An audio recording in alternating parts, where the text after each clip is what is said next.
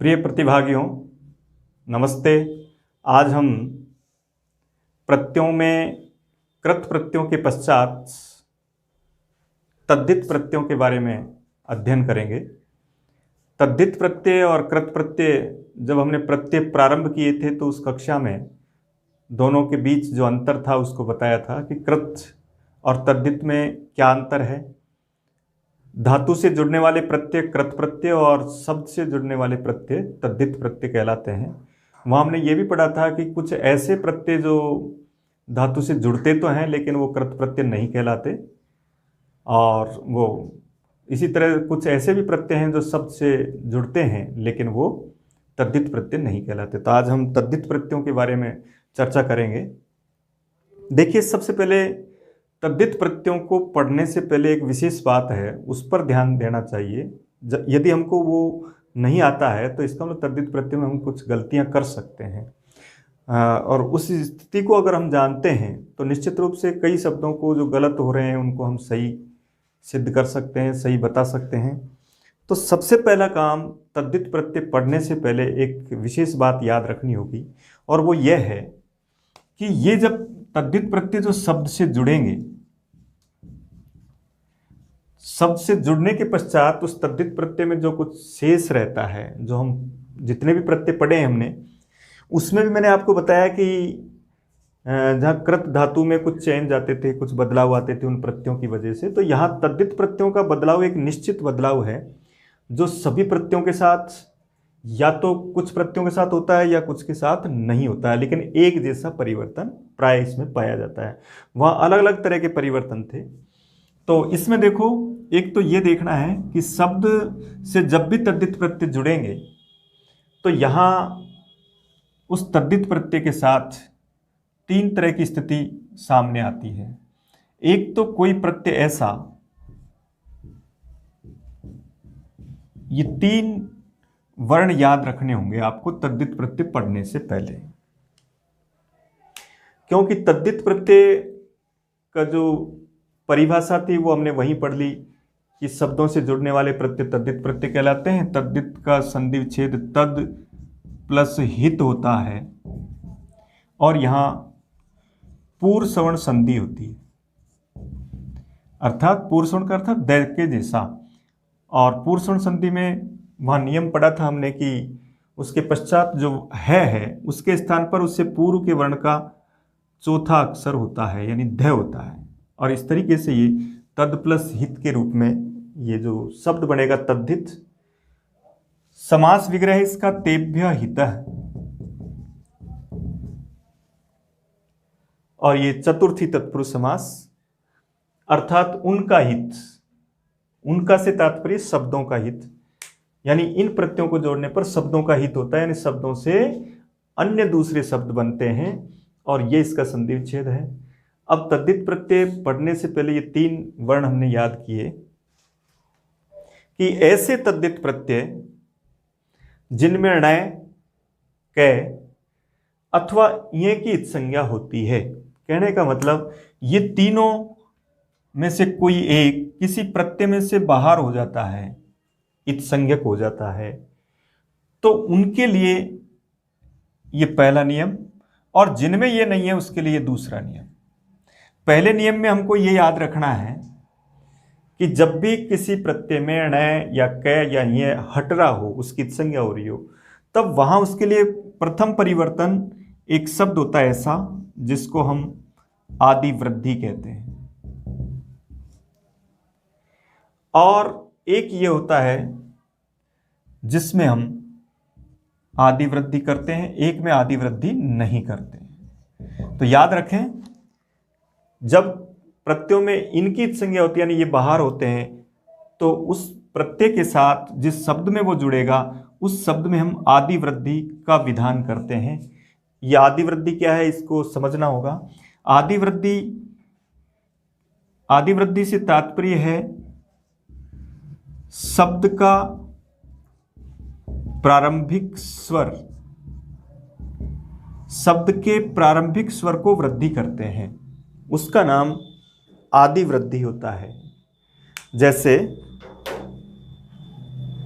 मान लो ये एक शब्द लिखा मैंने, वसुदेव।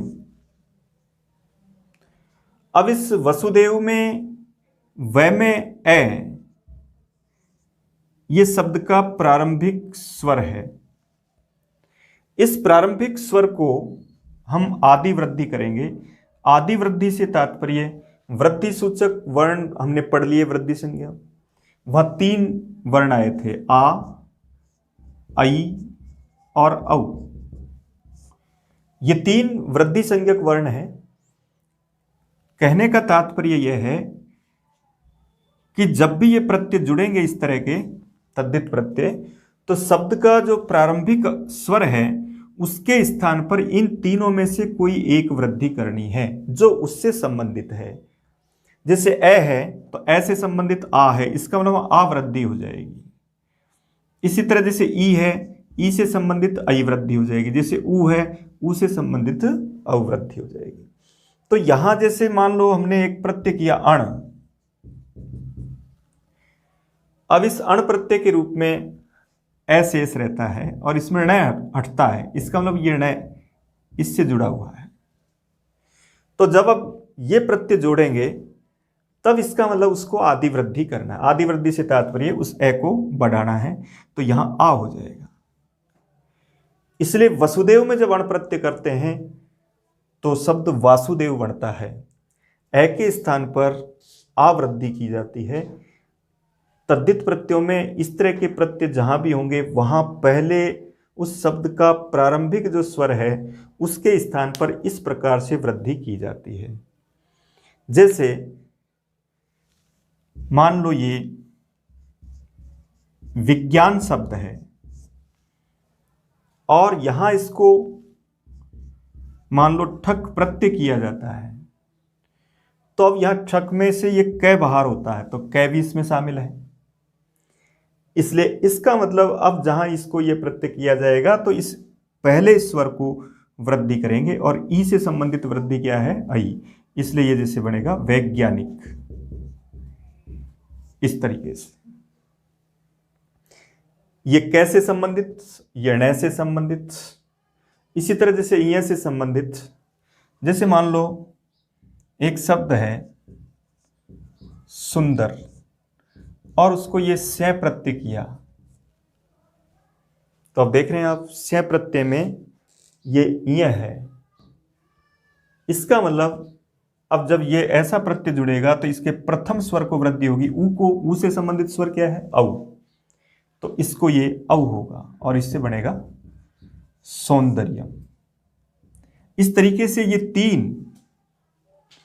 तीन व्यंजन वर्णों की संज्ञा किसी तद्धित प्रत्यय में होने पर उन प्रत्ययों से शब्द जब बनेगा तो उसके प्रथम स्वर को वृद्धि करनी है, यानी उसके प्रथम स्वर की जगह पर इन तीनों में से कोई एक आएगा। तो अब यह भी स्पष्ट समझ लो कि यहां पर ये स्वर है जैसे ए, आ, री, इनके स्थान पर यह वृद्धि हो जाएगी और रे के री आने पर उसके पीछे रे और जुड़ जाएगा। जैसे एक इसका भी उदाहरण पढ़ते हैं। जैसे मान लो ये प्रथा लिखा और प्रथा से जब अण प्रत्यय किया तो यहां अब ये री है, री को हम आ करेंगे फिर रे प्रत्यय होगा तो ये पार्थ बनेगा। इस तरीके से हमने सभी प्रकार की जो प्रारंभिक वृद्धि जो आदि वृद्धि कहलाते, आदि यानी पहला, उस आदि वृद्धि के सभी तरह के उदाहरण पढ़े। ई के स्थान पर हमको ई करना है, ए के स्थान पर हमको आ करना है, ऊ के स्थान पर ऊ करना है और री के स्थान पर हमको आर करना है। तो ये पार्थ, ऐसे जितने भी शब्द बनेंगे वहां इस तरह की, तो इन तीनों के स्थान पर यह वृद्धि होगी पहली। इसके बाद लिखा ई, दीर्घ ई, ए और आई, इन चारों की जगह यह वृद्धि होगी और ऊ, दीर्घ ऊ, ओ और औ, इन चारों की जगह यह वृद्धि होगी। तो इस तरीके से हमारे समस्त स्वर इसमें आ गए। ली भी इसी में शामिल है, ली की जगह आल हो जाएगा। तो इस प्रकार ये वर्ण है, इन वर्णों में से कोई से वर्ण स्टार्ट में आते हैं, उनके स्थान पर हमको ये वृद्धियां करनी है। अब आता है, ये तो हो गया हमारा प्रारंभिक, प्रारंभ में क्या चेंज करना है। प्रारंभ में जो चेंज होता है उसका नाम क्या है, आदि वृद्धि। और आदि वृद्धि कब होती है, जब कोई प्रत्यय, तद्धित प्रत्यय जिसमें ये तीनों में से कोई एक वर्ण गायब हो रहा हो, यानी उसकी संज्ञा हो रही हो, तब हमको इस तरीके से ये शब्द बनाने हैं। मान लो किसी में ये इस तरह का कोई परिवर्तन ही नहीं है, तब वहां ये चेंज, आदि वृद्धि वाला चेंज नहीं करना है। जैसे मान लो ये मध्य शब्द है और मध्य शब्द से आपने मैं प्रत्यय किया, तब मध्य शब्द से जब मैं प्रत्यय किया तब मैं प्रत्यय में इन तीनों में से कोई भी नहीं है। इसका मतलब अब इससे बनने वाला शब्द मध्यम ही बनेगा, यहां ए को आ नहीं करेंगे, यानी यहां आदि वृद्धि नहीं होगी। तो ये था तद्धित प्रत्यय का प्रथम स्टेप, जिसमें हम पढ़ रहे थे कि किसी भी शब्द से तद्धित प्रत्यय जोड़ने पर पहला बिंदु क्या याद रखना है कि उन प्रत्ययों में अगर ये तीनों में से कोई एक वर्णित संज्ञक है तो वहां उसके उस शब्द का प्रारंभिक स्वर को आदि वृद्धि करनी होती है। आदि वृद्धि से तात्पर्य है उसके ए और आ और री को आर आवृद्धि करते हैं, ई इन चारों की जगह ये लिखते हैं और इन चारों की जगह ये लिखते हैं। कहने का मतलब उनमें आई ही आ सकता है, औ आ सकता है या आ सकता है, इन तीनों के अलावा चौथा कोई स्वर नहीं आएगा। तो आपने देखे होंगे इस तरह के सभी शब्द कई जगह पर ऐसा ही लिखा रहता है कि जहाँ पर जैसे वसुदेव से वासुदेव लिखा है, जैसे मनु से मानव लिखा है, रघु से राघव लिखा है। जैसे मान लो शिव शब्द है और शिव शब्द से जब अण प्रत्यय करेंगे तो इसका मतलब अण में नय है, इसका मतलब ये ई को आई हो जाएगा, तो ये क्या बनेगा, शैव। तो शिव शब्द से अण प्रत्यय करने पर शैव शब्द होता है, उसके ई के स्थान पर हमको आई वृद्धि करनी होती है। यह तो हो गया प्रारंभिक शब्द के प्रारंभिक स्वर को परिवर्तन होगा या नहीं होगा, होगा तब ये प्रत्यय होंगे और नहीं होगा तो ये प्रत्यय नहीं होंगे। ये तो हो गया स्टार्ट। अब एक परिवर्तन अंत में भी होता है, शब्द के अंत में। जैसे मान लो यहां लिखा आपने, जैसे वसुदेव शब्द ही लिखा, अब वसुदेव शब्द से पीछे आपने अण प्रत्यय किया तो अण में क्या बच रहा है, ए। तो पहला काम तो हमने आदि वृद्धि कर दिया, ये आ हो गया। अब एक चेंज और करना पड़ता है अंत में, प्रारंभ में और अंत में। प्रारंभ का चेंज आप समझ गए, अब अंत में क्या चेंज करना होता है उसको और देखिए कि यहां इस शब्द के पश्चात अगर ये स्वर है ए, आ, ई और ई, और उसके पश्चात उस शब्द से कोई इस तरह का प्रत्यय हो रहा है जिसका पहला अक्षर कोई स्वर हो, तब उसमें हमको इन चार स्वरों का लोप करना होता है अगर यहां आ गए तो, और इनको हटा करके उसमें प्रत्यय का जो भाग है स्वर वाला उसको उसमें जोड़ दिया जाता है। जैसे वासुदेव में वह में ए है, प्रत्यय में भी ए है, तो अब इधर वाला जो ए है उसका लोप कर देते हैं और इसमें यह ए मिल जाता है और इस तरीके से वासुदेव शब्द बन जाता है। जैसे इसमें देखिए, जैसे एक शब्द लिखा मैंने शकुंतला, अब शकुंतला से जब अण प्रत्यय करेंगे तो ये ण है, इसके कारण से तो ये बदला, ये ए को क्या कर दिया हमने, आ कर दिया है। इसके बाद अब आती है अंतिम शब्द में, तो अंत में क्या है आ, प्रत्यय में क्या है ए। इसका मतलब क्या बताया मैंने, इन चारों में से कोई भी आने पर उसको हटा दिया जाए, उसका लोप कर दिया जाएगा। तो इस आ को हटा देंगे और उसकी जगह ए मिला देंगे, तो ये शब्द बन गया शाकुंतल। अब शाकुंतल शब्द बनने के पश्चात ये देखना है कि अगर वो पुल्लिंग है तो उसके पीछे विसर्ग लगा दें, जैसे वासुदेव है। अगर वो स्त्रीलिंग है तो उसके पीछे आ जोड़ दें, और अगर वो नपुंसकलिंग है तो उसके पीछे मैं जोड़ दें। जैसे शाकुंतलम नाटक के लिए आता है तो नाटक शब्द नपुंसकलिंग है, इसका मतलब यहां मैं जुड़ जाएगा। इस तरीके से विसर्ग मैं या आ या ई जो स्त्रीलिंग के रूप में प्रयोग किए जाते हैं उनको पीछे जोड़ दिया जाता है। इस तरीके से हम तद्धित प्रत्यय को जोड़ेंगे। तो दोनों चीजें समझ गए हम, स्टार्ट में चेंज करना है और लास्ट में भी चेंज करना है। स्टार्ट में 3 स्वरों के रूप में बदलना है, अगर ये तीनों में से कोई आता है तो, और कोई और आता है तो कोई चेंज करना ही नहीं है, वो वैसे का वैसे रहेगा। और लास्ट में अगर उस प्रत्यय का पहला अक्षर स्वर होता है बचने के बाद, तो वहां उसके उस शब्द के अंत में जो ये 4 आते हैं उनको हटा दिया जाता है, उसमें उस प्रत्यय का जो भाग है उसको जोड़ दिया जाता है। एक यहां कोई भी स्वर आ सकता है किसी भी स्वर के आने पर, और स्वर के साथ केवल एक व्यंजन और लिया, कौन सा? ये व्यंजन केवल एक है यहां, याद रखें, यह है। इस प्रक्रिया का नाम भय संज्ञा होती है और उसका लोप होता है यचिवम, एक सूत्र होता है, इसलिए वहां ये और अच इसके रूप। तो स्वर याद रखें और ये याद रखें, और इधर ये चारों को हटाना है। अब ये प्रश्न आता है कि मान लो 4 के अलावा कोई 5वां आ गया, तो ऐसी स्थिति में क्या करेंगे? तो वहां उनके बाद में जैसे मान लो री आता है या ऊ आता है, तो ऊ को तो कर देंगे हम औ, यानी ऊ को गुण होता है ओ, और ओ गुण होने के बाद पीछे स्वर आने पर अयादि संधि हो जाती है, यानी उसके तो सीधा याद रखें हम, तो ऊ बराबर क्या करना है हमको? औ करना है। री के पश्चात, री के बाद में आपको पता है री के बाद अगर कोई स्वर आता है तो क्या करते हैं हम? यण संधि करते हैं, तो री की जगह पर र हो जाएगा। और इसके पश्चात ए ओ आदि में वही अयादि संधि की प्रक्रिया करेंगे। इस प्रकार से हम इन सभी शब्दों के साथ तद्धित प्रत्ययों को जोड़ सकते हैं। जैसे इसका भी एक उदाहरण देखते हैं हम। जैसे मान लो रघु शब्द है, अब रघु में आपने ये अणप्रत्यय किया, तो रघु में अणप्रत्यय करने पर सबसे पहले ये न देखा, ये आ कर दिया, उसके बाद ये ऊ है तो ऊ का लोप नहीं होता है, ऊ के स्थान पर औ किया जाता है, तो इस ऊ को हटा देंगे, इसकी जगह औ लिख देंगे, तो राघव शब्द बनेगा। रघु से क्या बनेगा? राघव। इसी तरह जैसे मनु शब्द है और इससे अगर हम अण प्रत्यय कर रहे हैं तो इससे भी सबसे पहले आ कर देंगे और ऊ के स्थान पर औ कर देंगे, तो क्या बनेगा? मानव। मानव शब्द के रूप में भी हम कौन सा प्रत्यय कहेंगे? इसको अण प्रत्यय कहेंगे, और उसके आधार पर स्टार्ट में मैं के ए को आ कर दिया है, या आदि वृद्धि है, और लास्ट के ऊ को हमने ये कर दिया है। इसी तरह देखिए,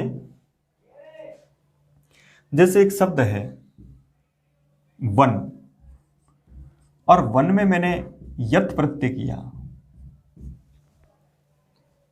अब यत प्रत्यय का नाम देखते ही तुरंत समझ जाओ, क्या इसमें आदि वृद्धि होगी? बिल्कुल नहीं होगी, क्योंकि इन तीनों में से कोई नहीं है वहां, तो वह के ए को आ करना ही नहीं है। फिर क्या अंतिम में परिवर्तन होगा? बिल्कुल होगा, क्योंकि अंतिम में तब परिवर्तन होता है या तो स्वर हो या फिर ये हो, तो ये स्टार्ट है, इसलिए क्या करेंगे हम? ए का लोप कर देंगे, इसमें से न के ए का लोप कर देंगे, तो ये न आधा हो जाएगा, और ये क्या बनेगा? ये वन्य बन जाएगा। तय का तो लोप है, ये बचता है उसमें, तो वन्य शब्द पुल्लिंग में बना। इसलिए वन्य का मतलब यहाँ यत प्रत्यय है ये, क्योंकि यत प्रत्यय जोड़ने पर इधर के ए का लोप हो जाता है। इस तरीके से हम वन्य शब्द बनाते हैं। इसी तरह जैसे ग्राम्य शब्द बनेगा, तो तद्धित प्रत्ययों को पढ़ने से पहले ये नियम आना जरूरी है। इसमें 2 बातें बताई मैंने आपको, एक तो आदि वृद्धि करते हैं, और एक अंत के स्वर का लोप होता है या नहीं होता है, कब होता है उसके रूप में। अब मान लो जैसे पीछे कोई स्वर नहीं हो और ये नहीं हो, तब वहाँ कोई चेंज नहीं करेंगे। जैसे ये उदाहरण दोनों ही तरह का उदाहरण है, इसमें स्टार्ट में भी कोई चेंज नहीं हो रहा, लास्ट में भी यह के का लोप नहीं कर रहे हैं, क्योंकि उसके पीछे मैं है, न तो वो स्वर है न वो ये है। इस तरीके से मध्यम शब्द बनेगा। ऐसे सभी शब्द, जैसे मान लो ये नी एक उपसर्ग है, और नी उपसर्ग से एक प्रत्यय होता है त्यप। अब देख रहे हो आप, प्रत्यय का नाम पढ़ा आपने त्यप, इसका मतलब यहां न तो यह है, न यह है, न यह, और इसमें ये पैकित संज्ञा होकर के त्य बचता है। ठीक है, तो अब बताओ इसमें स्टार्ट में तो कोई चेंज होगा ही नहीं और इसके लास्ट को भी कोई चेंज नहीं होगा, तो ये नित्य ही शब्द बनेगा। कुछ शब्द ऐसे भी मिल सकते हैं आपको जिसमें एक ही स्वर होता है, वही आदि होता है और वही अंत होता है, तो उसके रूप में हम आदि वृद्धि के रूप में प्रयोग करते हैं। और आदि वृद्धि जब आपने कर दी तो उसको आई हो जाएगा, और आई के बाद उसको आपको कोई चेंज करना ही नहीं है, उसका लोप से पहले वृद्धि करनी है। और ऐसी स्थिति में वहाँ इस तरह के जितने भी उदाहरण हैं उनको हम आराम से कर सकते हैं। अब मान लो कोई ऐसा प्रत्यय नहीं जिसके पीछे स्वर और ये नहीं है, तो पीछे से लोप नहीं करेंगे उसका, स्टार्ट में भी कोई वृद्धि नहीं करेंगे। अब देखिए जैसे अण प्रत्यय के हम उदाहरण पढ़ रहे हैं कुछ, इन शब्दों के साथ देखिए सभी तरह के शब्द हैं इसमें, इकारांत उकारांत जिनमें स्टार्ट में ई आ रहा है, ए आ रहा है, सभी तरह के उदाहरण आने चाहिए उसमें। तो अण प्रत्यय के बारे में मैंने पहले बता ही दिया। अब आपको सिर्फ ये देखना है, देखो तद्धित प्रत्यय की जो प्रारंभिक प्रस्तावना थी उसको आपने पढ़ लिया, उसके आधार पर अब आपको ये नहीं देखना है, आपको सिर्फ उसमें इस तरह की स्थिति के रूप में आना है कि इस प्रत्यय में कौन सा वर्ण इत संज्ञक है, तो यहाँ ण इत संज्ञक है और इसमें ए बसता है, केवल इतना याद रखो। अण प्रत्यय से संबंधित अण प्रत्यय में ए बसता है, इसका मतलब इसमें ण की इत संज्ञा होती है। तो ण हमारे 3 अक्षरों में आते हैं, ण यह क जो मैंने पहले बताया, तो इसका मतलब इस प्रत्यय को जोड़ने पर सबसे पहला काम आप शब्द का प्रारंभिक अक्षर में वृद्धि कर देंगे, आदि वृद्धि करेंगे। और फिर मैंने क्या बताया था आपको कि लास्ट में अगर ए आ ई और ई आता है तो इनका लोप करना है, ऊ आता है तो औ करना है, और री आता है तो उसको रे करना है। और इधर स्टार्ट में आपको आदि वृद्धि करनी है। आदि वृद्धि से 3 अक्षरों के बारे में जानते हैं, आ, आई और औ। अब आप पूरे के पूरे 18 जो उदाहरण मैंने लिखे हैं उन सब में आप आराम से अण प्रत्यय जोड़ सकते हैं। देखिए सबसे पहले सहदेव, तो ए को आ कर दो, इसके बाद लास्ट में लिखा आपने सहादेव। अब यहाँ इसमें भी ए है, इसमें भी है, तो इस ए को हटा देंगे, उसकी जगह इस ए को जोड़ देंगे, यानी कोई चेंज नहीं होगा। और पुल्लिंग शब्द है तो विसर्ग लगा देंगे, इस तरीके से करना है। तो सहादेव। इसके बाद अगला देखो, अब अश्वपति में आ कर दो इसको, आश्व। अब लास्ट वाले को देखो ई आ रहा है, ई का भी लोप होता है, तो ई को हटा दिया तो ये त्यादा हो गया, हलंत हो गया। अब उसके पीछे स्वर देखो क्या है, ए, तो ए जुड़ जाएगा। तो आश्वपत है, पुल्लिंग है तो आश्वपत हो जाएगा, नपुंसकलिंग है तो आश्वपतम हो जाएगा। तो इसके आधार पर हम अब देख देंगे, यहाँ पूछेगा प्रत्यय कौन सा है, तो ये देखा हमने जैसे कि वही सहदेव एक शब्द होता है तो लास्ट में केवल ए ही तो जुड़ रहा है, ए के कारण इसमें आ हो रहा है, इसका मतलब प्रत्यय अण है, ऐसा ही इसको पहचान लेंगे। इसके बाद चक्षुष शब्द देखिए किस तरह का शब्द जिसमें तो अण प्रत्यय करेंगे तो ए को आ कर दो। अब इसके पीछे कोई स्वर है ही नहीं, किसी का लोप नहीं होगा। अगर कोई हलंत है तो उसमें प्रत्यय के भाग को जोड़ दो, तो ये अब इसमें ये ए जुड़ जाएगा, तो चाक्षुष है, ठीक है, नपुंसकलिंग है तो चाक्षुषम। उसके पश्चात विसर्ग में अथवा आ, वो उस शब्द के पुल्लिंग स्त्रीलिंग नपुंसकलिंग को दर्शाता है, वो हमको लिखना है उसके आगे। तो चक्षुष शब्द से चाक्षुषम हो जाएगा। इसी तरह से अब देखो कसाय शब्द लिखा है, तो ए की जगह आ कर दें और ये के पश्चात ए का लोप हो जाएगा और यही जोड़ देंगे, तो कासायम। नपुंसकलिंग है तो कासायम हो जाएगा, पुल्लिंग है तो कासाय हो जाएगा। वसुदेव में देखें तो ये ए को आ कर दें इस तरीके से, पीछे ए का लोप करके विसर्ग कर देंगे। अब शिव में देखो स्टार्ट में क्या है ई, तो ई को आप आई कर देंगे, तो शैव, ए का लोप ए जोड़ देंगे। वासव दत्ता में भी देखो स्टार्ट में अगर आ है तो आ के स्थान पर आई आदि वृद्धि होती है, तो वासव, पीछे के आ का लोप कर देंगे, तो वासव दत्तम, पुल्लिंग है तो विसर्ग, लेकिन वासव दत्तम नाम का एक नाटक है तो वासव दत्तम कर देंगे। इसके बाद है शकुंतला, यहां पर भी ए को आ कर देंगे, तो शाकुंतलम, आ का लोप करके और उसके पीछे नाटक शब्द नपुंसकलिंग है, उसके लिए शाकुंतलम लिख देंगे। अब आ रहे हैं कुछ ऐसे शब्द जिनके अंत में ऊ भी आता है, तो स्टार्ट के ऊ को तो क्या करते हैं हम औ वृद्धि कर देंगे तो ये गौ हो जाएगा। ऊ को वृद्धि क्या होती है? औ। इसके बाद ये रू के स्थान पर क्या बताया था मैंने आपको? औ करते हैं तो ये रू की जगह रव हो जाएगा तो ये गौरव बन जाएगा। इसी तरह मनु शब्द से ए को आ कर देंगे तो ये मानव हो जाएगा। इसी तरह यदु शब्द से ये को आ हो जाएगा तो ये यादव हो जाएगा। तो जब पूछे कि भाई मानव प्रत्यय कौन सा है तो अण प्रत्यय संधि विच्छेद क्या है, तो वहां मैंने आपको अयादि संधि में पढ़ाया था इसको।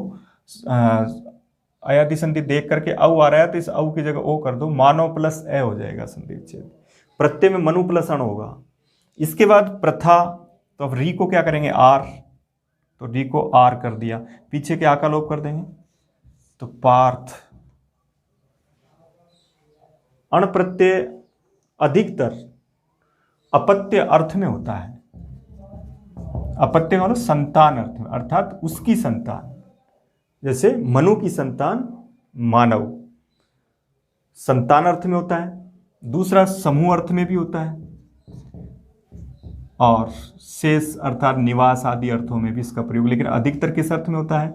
अपत्यम। जब किसी व्यक्ति का नाम हो तब उसके साथ अपत्य अर्थ का प्रयोग करेंगे, या कोई किसी नाटक आदि का नाम है तो उससे अधिकृत ग्रंथ के नाम में भी अण प्रत्यय करेंगे। जैसे सहदेवस्य अपत्यम करेंगे, अश्वपति राजा की संतान, ठीक है ना। कई जगह भाव अर्थ में हो जाएगा, कई जगह निवास अर्थ में हो जाएगा। जैसे स्त्रुग्न एक नगर का नाम है तो उसमें रहने वाला उसके रूप में। जैसे बगुले कहते हैं तो यहाँ समूह अर्थ में भी होता है। इन अर्थों में अण प्रत्यय का प्रयोग करते हैं। तो अब ऋषि में भी री आ रहा है पहला अक्षर तो उसको आर कर दो और पीछे ई का लोप हो जाएगा तो क्या बनेगा? आर्ष।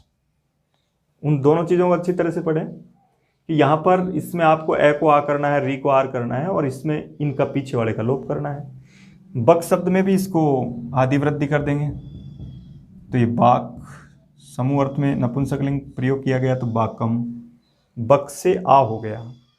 स्त्रुग्न में देखो पहला स्वर क्या नजर आ रहा है? ऊ आ रहा है तो इस ऊ को औ कर देंगे हम तो क्या बनेगा? स्त्रोग्न, पीछे के ए का लोप कर देंगे। गंगा शब्द में भी ए है, उसको भी हम आ कर देंगे तो ये गांगे बनेगा, गंगा की संतान। आ का लोप हो जाएगा, उसमें ए जुड़ जाएगा। भीष्म पितामह को इस नाम से जानते हैं। इसके बाद जैसे विश्वामित्र तो ई को आई कर देंगे तो वैश्वामित्र, लास्ट का ए का लोप कर देंगे, विसर्ग। वशिष्ठ भी एक ऋषि का नाम तो इसके ए को आ कर देंगे तो यह बनेगा वासिष्ठ। इस तरीके से किसी भी शब्द में हम जब अण प्रत्यय जोड़ें तो इस तरीके से हमको परिवर्तन करना है। ए को स्टार्ट में आ करना है, ई को आई करना है, ऊ को औ करना है और री को आर करना है और अंत में इन चार का लोप करना है। ऊ आ जाए तो उसको औ लिखना है, री आ जाए तो रे करना है। इस तरीके से हम अण प्रत्यय को किसी भी शब्द में जोड़ सकते हैं। थोड़ा सा इतना जरूर याद रखें कि अब जो हम प्रत्यय पढ़ रहे हैं तद्धित, वो शब्दों से जुड़ेंगे। गुरु एक शब्द है, मनु एक शब्द है। अब तक इससे पहले हमने धातुएं पढ़ी थी, धातुओं से होने वाले प्रत्यय थे, तो ऐसा एक प्रत्यय वहां भी पढ़ाया था मैंने आपको, घ प्रत्यय पढ़ाया था, उसमें भी ए बसता था। लेकिन दोनों में अंतर है कि वहां जैसे देश से दिस शब्द बनेगा। तो अब जैसे कोई पूछता है कि बताओ देश में कौन सा प्रत्यय है, अब उसमें कहा कि भाई ए इसमें बच रहा है, ए इसमें बचता है, तो क्या इसको अण बताएंगे या घ बताएंगे? बिल्कुल कितना सरल है, देखिए अण और घ के रूप में हम इसका प्रयोग कर सकते हैं। तो अब इसको तो इसके लिए तो तीन बात याद रखनी है ना हमको कि स्टार्ट में ये यही मिलेगा, आ आई औ। इसका मतलब ये तीनों नहीं है यहाँ, इसका मतलब अण नहीं हो सकता, इसका मतलब ये है। ऐसे देखें कि वहां जब स्टार्ट के स्वर को आपने आदि वृद्धि नहीं की, इसका मतलब अण तो है ही नहीं। अण में तो आदि वृद्धि होती है, अगर ए आ गया तो उसको भी यही होगा, इसलिए ये इसका उदाहरण नहीं है। अब जैसे एक आ जाए कि बताओ सेव, क्या इसमें अण है घ? तो इसको हम आराम से उत्तर भरेंगे, इसमें इसका उत्तर अण आएगा, क्योंकि घ में हम उसको गुण करते थे, एक ही मात्रा आनी चाहिए, उसको ओ आना चाहिए। जैसे मान लो चोर शब्द लिखा, तो अब बता सकते हैं कौन सा प्रत्यय? अण है घ, तो यहां घ प्रत्यय, क्योंकि इसमें एक मात्रिक है, और जब उसको द्विमात्रिक करेंगे तब वो आपका अण प्रत्यय हो जाएगा। इस तरीके से अण और घ प्रत्यय के रूप में हम इसको पढ़ते हैं। और अब एक प्रत्यय और पढ़ रहे हैं हम, शय प्रत्यय। अब देखिए दूसरा प्रत्यय पढ़ रहे हैं हम, शय प्रत्यय है। बिल्कुल ये याद रखो कि क्या शेष रहता है इसमें, प्रत्यय और उसमें शेष क्या बच रहा है, यह शेष। तो अब इसी से पता लगाओ कि ये प्रत्यय हमारा आदि वृद्धि वाला है या नहीं है। तो बिल्कुल है, क्योंकि इसमें यह है। और इस प्रत्यय को जोड़ने पर शब्द के अंतिम स्वर का लोप होगा कि नहीं होगा, तो बिल्कुल होगा, क्योंकि इसके पीछे यह है। पूरे तद्धित प्रत्यय को पढ़ने के लिए सिर्फ एक ऐसा सूत्र आप स्टार्ट में ही बना लें जिससे पता लग जाए आपको कि इधर अगर प्रत्यय में ये ण, ये और क आता है तो यहाँ आदि वृद्धि होगी। आदि वृद्धि से तात्पर्य आ, आई, औ होगा, परिवर्तन होगा ये। और एक दूसरा ये पढ़ लें, यदि यहाँ प्रत्यय का स्टार्ट कोई स्वर है अथवा यह है तो यहाँ ए, आ, ई और ई का लोप होगा और ऊ के स्थान पर औ होगा और री के स्थान पर अर होगा। बस ये दो नियम पूरे तद्धित प्रत्ययों को पढ़ने के लिए आप बना लें। ऐसा नहीं है तो कोई परिवर्तन नहीं होगा। इसके आधार पर पूरे तद्धित प्रत्ययों कर सकते हैं हम, केवल ये दो बात याद रखेंगे। तो अब शय प्रत्यय में देखो आप क्या बच रहा है इसमें, ये।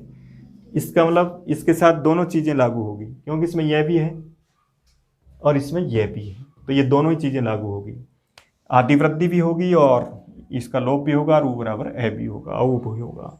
तो देखिए जैसे एक उदाहरण, जैसे लिखा लवण शब्द है। अब यहां देखिए ए के स्थान पर आवृद्धि होगी, क्योंकि ये प्रत्यय जोड़ रहे हैं तो ये आ हो जाएगा। इसके बाद ण का ए का लोप कर देंगे तो ण आधा हो जाएगा और इसके पश्चात ये जोड़ देंगे। इससे बना हुआ शय प्रत्यय से बने हुए अधिकांश शब्द नपुंसकलिंग ही होंगे, तो उनके पीछे में आएगा। तो लावण्यम, शय प्रत्यय जो प्रयोग किया जाता है वो भाव अर्थ में किया जाता है। लवण का भाव लावण्यम, भाववाचक संज्ञा बनती है। दूसरा है जैसे मधुर शब्द है तो ए को आ कर दो और ये रे में से ए का लोप हो जाएगा तो रे आधा हो जाएगा, तो माधुर्यम। इसी तरह से जैसे चोर शब्द है तो अब देखिए आदि वृद्धि होगी, ये प्रत्यय जोड़े तो आदि वृद्धि क्या होती है, ओ को क्या वृद्धि, तो तीन ही है हमारे पास, आ, आई और औ। तो ओ को क्या वृद्धि हो सकती है, औ, तो इसकी जगह औ हो जाएगा, र आधा हो जाएगा, क्या रूप बनेगा, चोरियम। सीधा सा उत्तर है। प्रत्यय की पहचान भी स्पष्ट है कि यहाँ स्टार्ट में आपको आ, आई, औ मिलेगा, पीछे यम मिलेगा और उससे पहले आधा अक्षर मिलेगा, तब हम शय प्रत्यय की पहचान कर सकते हैं। इसी तरीके से जैसे मान लो ये एक शब्द लिखा, ये विधवा। अब इससे जब हम शय प्रत्यय करेंगे तो यहां देखिए बिल्कुल ये दो याद रखें, उन दो के आधार पर पूरे तद्धित प्रत्यय जितने भी हम आगे पढ़ेंगे वो सब इस दो पर टिके हुए हैं, इसलिए इनको अच्छी तरह से याद करना है। इसके आधार पर हम सभी शब्दों को बना सकते हैं। तो विधवा में देखिएगा, विधवा से जब शय प्रत्यय करेंगे तो स्पष्ट है, स्टार्ट का अक्षर क्या है, ई के स्थान पर वृद्धि क्या होती है, आई, और पीछे के आ का लोप कर देंगे तो ये बनेगा वेधव्यम। यम इस प्रत्यय से यह बचता है, उसके पीछे में किया और लास्ट के स्वर का हम लोप करते हैं। तो इस प्रकार से वेधव्यम शब्द बनेगा। इसी तरह से जैसे एक शब्द है विविध, अब यहां ई है तो ई को भी आई हो जाएगा और लास्ट के ध में से ए का लोप कर देंगे तो वैविध्यम रूप बन जाएगा। इसी तरीके से जैसे सुंदर शब्द है, ऊ के स्थान पर वृद्धि कौन सी होनी है, औ, इसलिए ऊ को औ कर देंगे तो क्या रूप बनेगा, सौंदर्यम। ऊ को औ किया और उसके पश्चात रह के ए का लोप करेंगे। इस प्रत्यय से बनने वाले बहुत सारे शब्द हैं जिनमें हम इस तरीके से सभी शब्दों का निर्माण करते हैं और वहाँ एक भाववाचक संज्ञा बनाते हैं शय प्रत्यय की स्थिति में। कहीं पर भी दो शब्दों से युक्त भी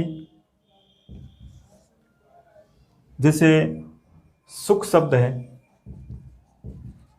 सुख में जब ये प्रत्यय जोड़ेंगे तो स्पष्ट है ऊ को क्या करना है, औ, और ये ख और ये सौख्यम। इसी तरह जैसे एक शब्द है, जैसे मूर्ख शब्द है, तो यहां पर भी देखिए ऊ के स्थान पर ऊ को आपको औ करना है और इस तरीके से लास्ट के स्वर का लोप करना है और उसकी जगह पर इस तरीके से मूर्खम शब्द बनेगा। बाकी मान लो कहीं ऐसा परिवर्तन नहीं होता है और लास्ट में भी यह दिखाई देता है, तब वहां उसका थोड़ा सा याद रखें विकल्प। जैसे अब मैंने एक शब्द ये लिखा, जैसे लिखा वन्य, तो अब वन्य शब्द में पूछा जाए क्या सह प्रत्यय है, तो दोनों चीजें देखिए आप कि यहां स्टार्ट में आ आई औ होना चाहिए, तो वो नहीं है इसमें, इसका मतलब यहां सह प्रत्यय नहीं है। तो उसका विकल्प क्या हो सकता है, तब वहां उसकी जगह ये उत्तर भरना है, यत प्रत्यय। यत प्रत्यय मैंने आपको कृत प्रत्ययों में भी पढ़ाया था, और कृत प्रत्ययों में जब हमने यत प्रत्यय पढ़ा था उसमें इसमें एक ही अंतर है, वो किसी धातु से जुड़ता था और ये किसी शब्द से जुड़ता है। याद रखें इसमें एक शब्द आ जाएगा, वन एक शब्द है, तो वन्य प्रत्यय एक ही है, यत वहाँ उसका उत्तर भरें या इसका उत्तर भरें, और दोनों की स्थितियां भी एक जैसी है।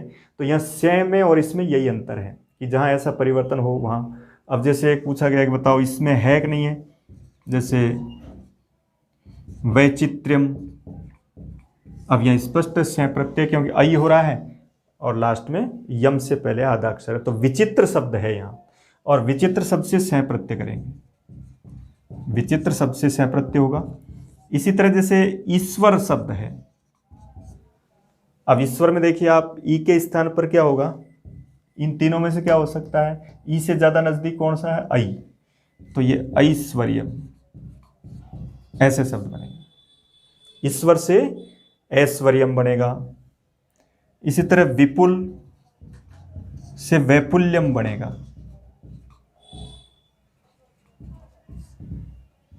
इस तरीके से स्टार्ट के ए को आ करना है, ई को आई करना है और ऊ को औ करना है। लास्ट में जब यम जोड़ें तब उसके रूप में आपको अकारांत शब्द के रूप में उसका लोप करना है। इस तरीके से हम इन दोनों के आधार पर बहुत पूरे के पूरे तद्धित प्रत्यय पढ़ सकते हैं। केवल ये याद रखना जरूरी है कि इस प्रत्यय में शेष क्या बचता है और उसमें कौन से वर्ण की संज्ञा होती है। इस तरीके से आज हमने तद्धित प्रत्ययों के बारे में, उसके तद्धित प्रत्ययों की भूमिका पढ़ी कि तद्धित प्रत्यय जोड़ने के लिए सबसे पहले किन किन बातों की आवश्यकता होती है, और उसके बाद हमने ये दो प्रत्यय पढ़े हैं, अण और शय। इसके आधार पर जितने भी उदाहरण हैं उनको हम आसानी से हल कर सकते हैं।